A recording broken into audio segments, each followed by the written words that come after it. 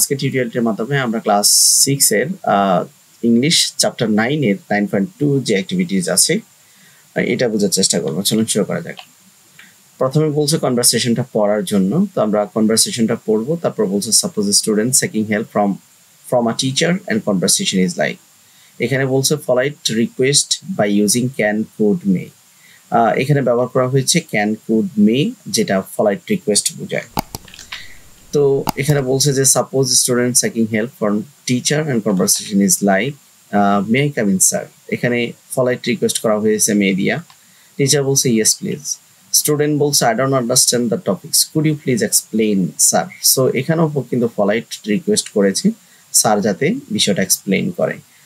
Teacher বলছে sure I will but before I explain you should. এখানেও কিন্তু must কথাটা বলে নাই, শুড কথাটা বলছে, মানে তোমার উচিত read chapter 2 of this books.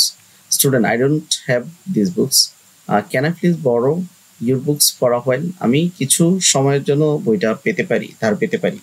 Teacher বলছে sure but Returns it to me in 2 days and read attentively to you and could fail or get my explanation. মানে কোথাও যদি তুমি ব্যর্থ হও তাহলে অবশ্যই আমার এক্সপ্লেনেশনটা খেয়াল করবে। Student I will sure, thank you so much. তো এখানে ফলাইট রিকোয়েস্ট ইউজ করে এখানে ক্যান, শুড, ক্যান, উইল এগুলা ব্যবহার করে।